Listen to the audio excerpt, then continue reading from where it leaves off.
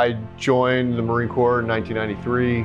I served 9.5 years on active duty and then went immediately into the reserves when I got out in 2002, and I retired from the reserves in 2013. I left active duty as a captain and I retired out of the reserves as a lieutenant colonel. My dad was a Marine, but it was one of those things he never really talked about it with me until after I had come back from OCS. You know, it was just something that I grew up needing to do. Went to officer candidate school in Quantico, Virginia, went to the basic school, followed on flight school, where started out in Pensacola, then down to Corpus Christi, Texas, back to Pensacola. Then I went out, I was assigned to fly Cobras in the Marine Corps. I went out to the replacement air group at Camp Pendleton in California for my initial training. And then I was assigned to HMLA 369 at Camp Pendleton. I did one deployment with them. Then I was a forward air controller with 1st Battalion, 5th Marines, Camp Pendleton, did a Westpac deployment with them. And then I went to be an instructor of flight school back in Pensacola, and that's where I finished up my active duty time. My first 2 deployments were with the 31st MEU, before 9/11. Pretty quiet. Got to see a bunch of stuff, nothing operational, but it was a lot of interesting training exercises, like in Australia and Indonesia and Japan, Korea, that kind of thing. And then when I came back, like I said, was an instructor at Pensacola, but then when I got out off active duty, I went straight into the reserves. I was in a reserve unit in JRB Dobbins in Atlanta, in Marietta, and that's where I deployed twice with that reserve unit.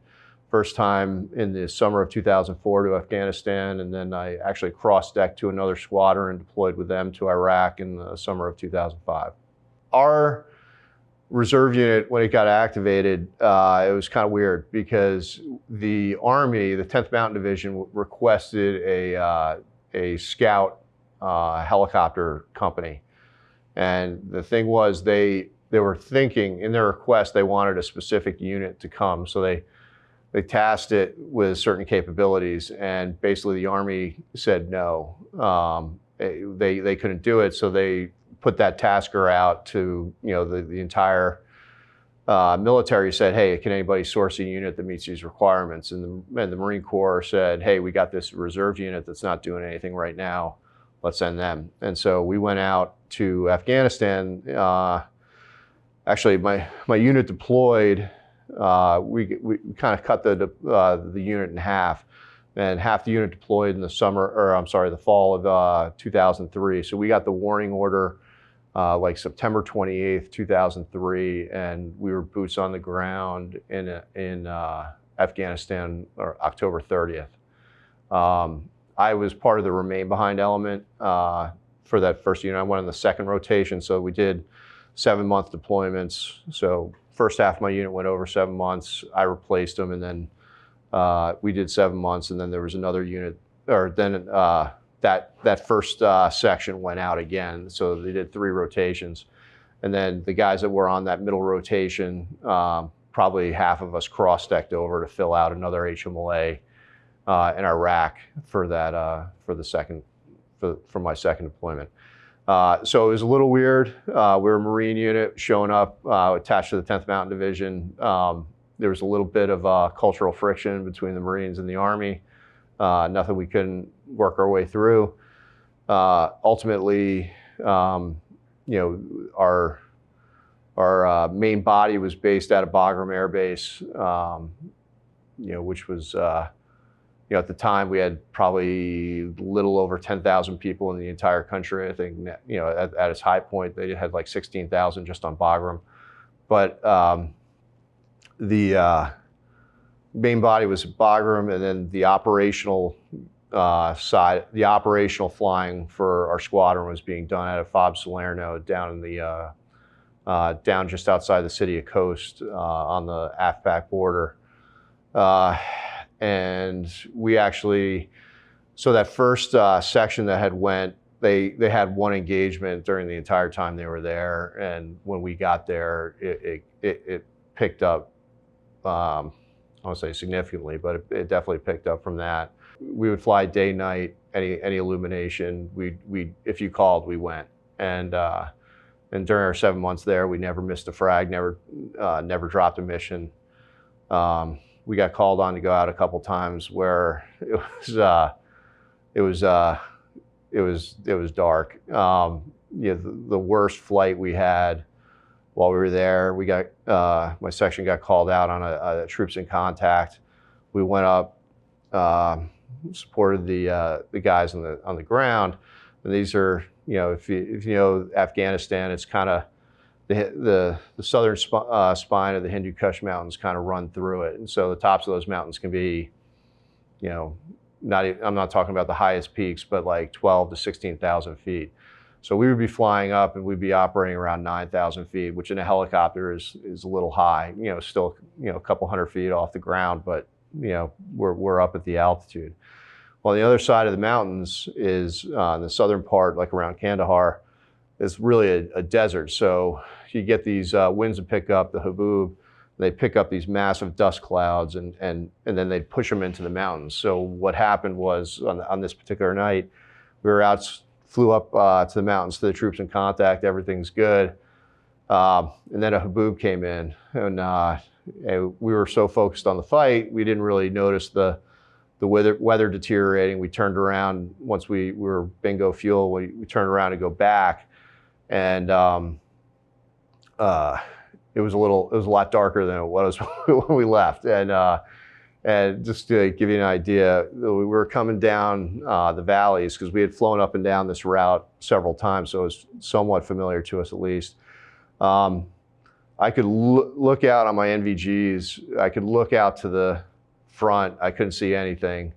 I look out to the side, and I could see directly abeam my aircraft. And I could look down and I could see the ground. So we couldn't see anything that was coming up. And we were coming down this valley at about 60 knots, which is fairly slow for a helicopter, but you're still, you think about it, you're 70 miles an hour. So the speed you're driving down the freeway, and you can't see what's in front of you. And there's mountains all around, there's turns you have to make. So what we wound up doing was my wingman tucked in tight on us, and I got on the forward-looking infrared, and I basically talked. I was the guy in the front seat, and so I talked the flying pilot down through the valley until we popped out at the bottom of the valley. And it's one of those things that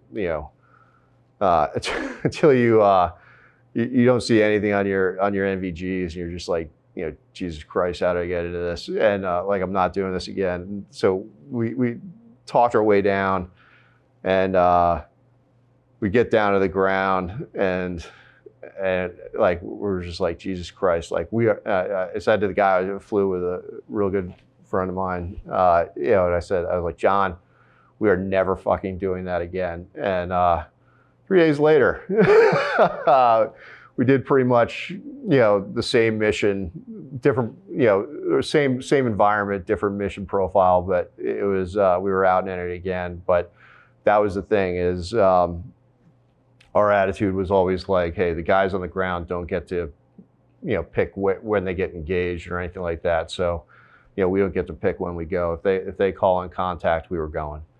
And so it could be, there were definitely some interesting times. You quickly find out that lines on a map don't really mean a whole hell of a lot. And so, because, depending on what map you're looking at, the Afghan-Pakistan border is like different places. So on one map you're good, on another map you're in Pakistan, and so you get, you hear about like, hey, why were you over the border? Like, hey, we weren't. And so there were some interesting things about flying in that region, but overall it was it was an interesting time. We did a lot of neat stuff. We worked with a lot of 3-letter agencies, and did things that normally the Marine Corps doesn't really get exposed to. But we got a good reputation with the guys on the ground, and we started getting requested a lot more, and so we started flying harder and harder missions at a higher and higher level, and that was it was a lot of fun. My wife and I got married in October 2001.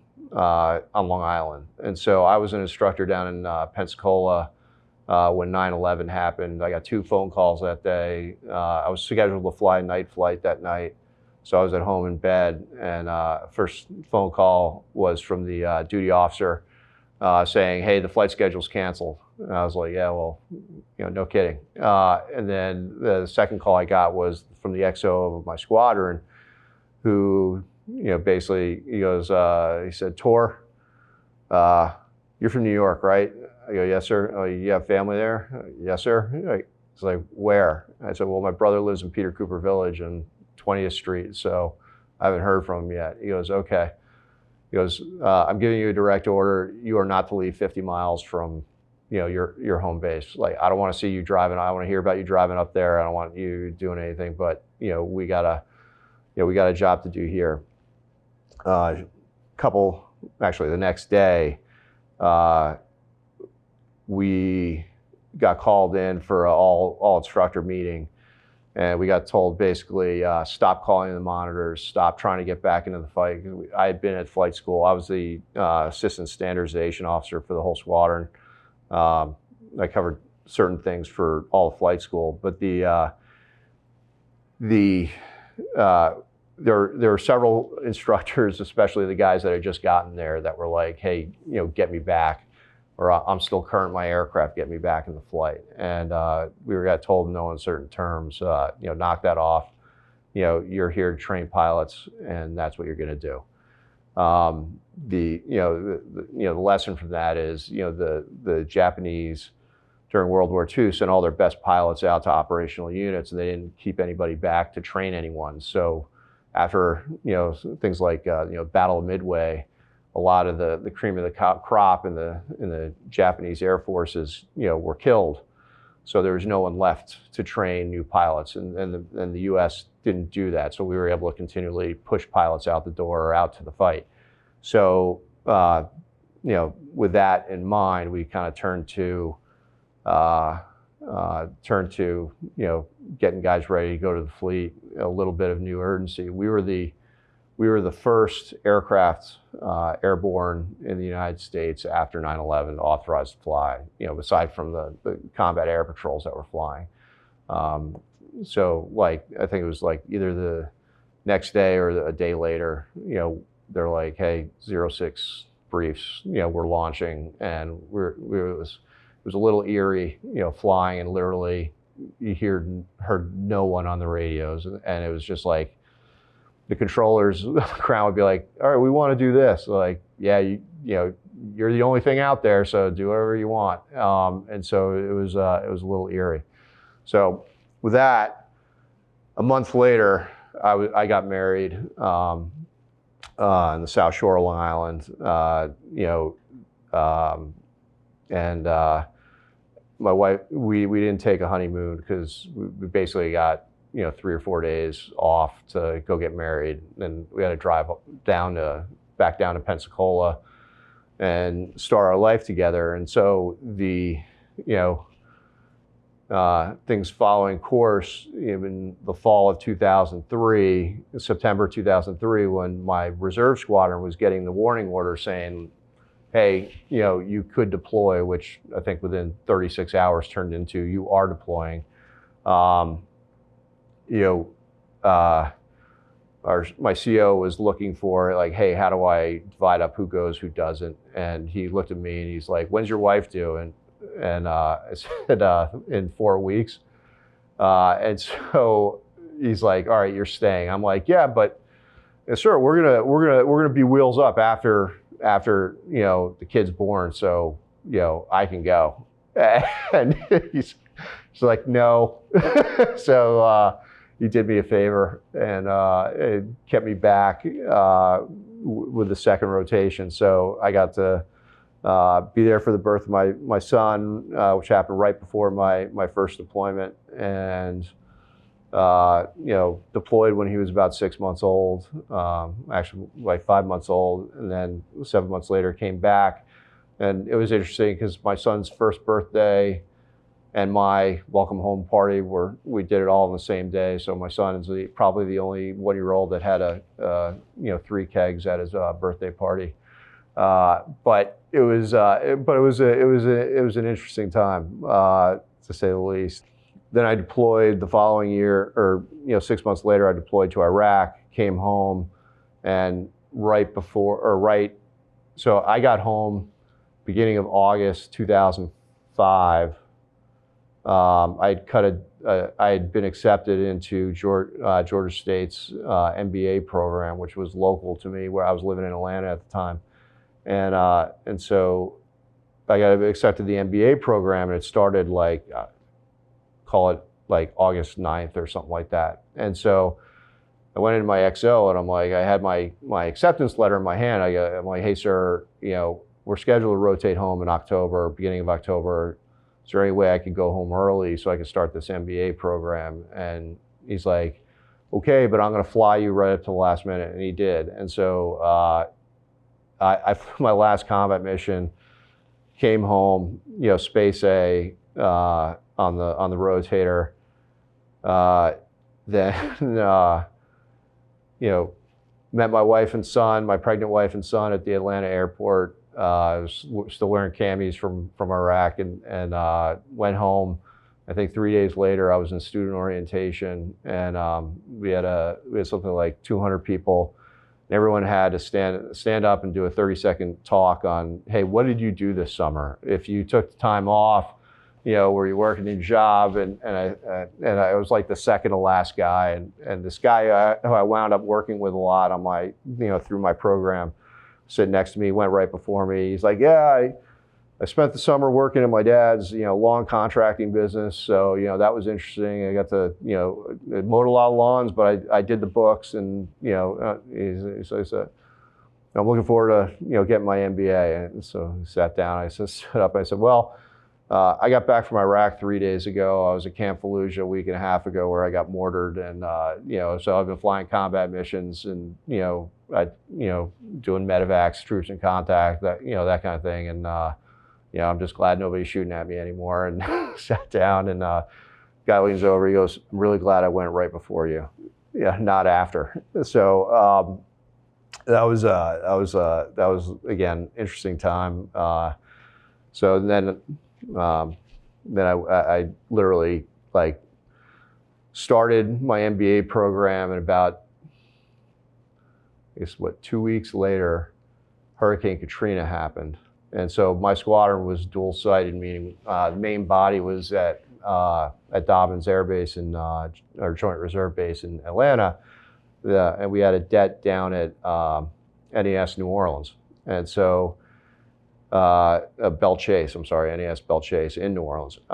But so when that happened, that det down in New Orleans Hervac'd up to Atlanta, and to save the aircraft and everything, and then everything started going sideways. And it took a few days to get authorization to fly down there, because even though we were based there, or we had a unit based there, they wouldn't allow us to fly down there to check out the damage, because then you'd be in a federally declared disaster area, and they're like, don't do it. So once we got authorized, they asked for federal support, and we got authorized to fly down there. I actually got pulled to, as part of the pilot cadre. We were going down there to fly rescue and support missions, support of Hurricane Katrina relief, or Special MAGTF Katrina. And so that was kind of interesting. And then I'm like, hey, I got class. The way I had my classes set up, I had class Monday, Tuesday, Wednesday, right? So Sunday rolls around, and I'm like, say to my CO, I'm like, hey sir, is there any way I could get back to Atlanta? I'm still on active duty at this point. I'm like, is there any way I can get back to class? If the answer is no, the answer is no. He goes, well, actually, we have a maintenance berth. We have to fly back to Atlanta to do a phase. And so you fly that back, and when it's done, you fly it back. And so maybe you could go to at least a couple days of your classes. And so I said, sure.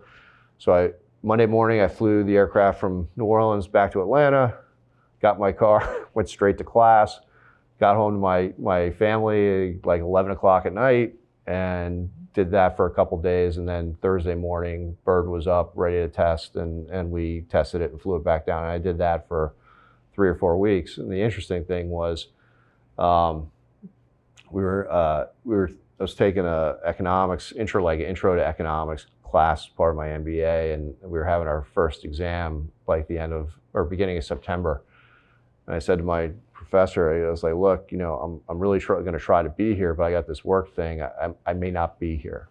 So is there anything, can I take it early or can I take it late? I promise I won't talk to anybody about the test. Like, well, what do you want me to do? And he kind of sighs and kind of looks at me like he's heard this all a million times before. And he's like, look, you're doing your MBA now. I get you once a week. You just got to tell your boss that this is more important and that you have to be here. And I go, all right, I'll give it a try. And he goes, what are you doing that's so damn important that you have to miss my class? And I said, well, we're flying rescue and relief missions for Hurricane Katrina. Like last week, my squadron pulled 230 people off rooftops in New Orleans. And he kind of shook his head. He goes, just let me know when you're going to be back. And I go, all right, well, when do you want me to take the test? He's like, don't worry about it. I got involved in the leadership of the post. Chris Wilkins took over. He was commander for 4 years. We started to bring in more of the post 9/11 generation, brought in a few more people, kind of changed the demographic of the meetings. Chris instituted a speaker series where, instead of us kind of, going through the parliamentary procedure of a American Legion post meeting, we started to have meetings that actually had a point. And so we'd bring a speaker in, whether it was somebody from the VA or somebody from a local military unit. We would have fellows from the CFR come in and talk to us and just say like, hey, hey, this is what's going on. And so we started to build a little bit of an audience that way and actually show the post is actually, it's worth coming to a meeting. We started to get on the back of that. Some of the older guys actually saw that it was, it wasn't the usual suspects at the meeting. You're actually having speakers that are engaging and thoughtful. And so some of the older guys started coming back, and that was pretty heartening. And then finally, we started to achieve a little bit of a critical mass as around membership. The post was starting to build momentum. The problem was the room itself hadn't been renovated in probably close to 50 years. The way I used to characterize it is it kind of looked like your grandfather's basement. Dark, cheap paneling on the walls, not a lot of light. You could get really cheap, long neck bottles of Bud, but it was what it was. So one of the things we tried to do, one of the things we did was we renovated the room. The Post had some funds that it devoted to it. The New York Athletic Club also devoted some funds to it. We really changed the nature of the room, and that actually brought even more interest into the Post. And so we've gotten to the point now where we've hosted 3 and 4 star generals, multiple Medal of Honor recipients. We've hosted business leaders. We've hosted community leaders. We've had politicians here. It's actually become a little bit of a destination, and so that's really kind of what we're trying to get to, is trying to create a platform where if you have something interesting to say or something the veteran community wants to hear, this is one of the places where you can go to spread that word. When the renovation of the room was complete, that's when I took over. And so we had a lot of blank space on the walls. I spent a lot of time refurbishing some of the displays and really making it, try to tell a little bit of the history of the Post and of the club on the walls. Rich Sweeney started hosting the Medal of Honor recipients. So they received the medal at the White House in the ceremony, and then they go, if they're able to, they go on a road show where they tour the United States for about a week and a half. And so the first stop is usually up here in New York. They do all the talk shows and that kind of thing. And then at the end, most of the talk shows are filmed during the day. So at the end of the day, they come up here, we hold a reception for them, we give them, a chance to have a drink, take a breath, actually eat some food, and give a short speech. And so it's really, and we've had all the post 9/11 Medal of Honor recipients except one, except two, for their receptions. Both those guys have been to the post though. And so the Medal of Honor reception is really one of those, those cornerstone events that the post does. It's very impactful, great way to meet these guys. In addition to that, like I said, we continue to do the speaker series. We're plugged in with the public affairs officers for all the services here in New York. So we've hosted 3- and 4-star generals and admirals. If any general officer that's coming through, whether it's for a luncheon or for a dinner reception, we host them. We've also we host.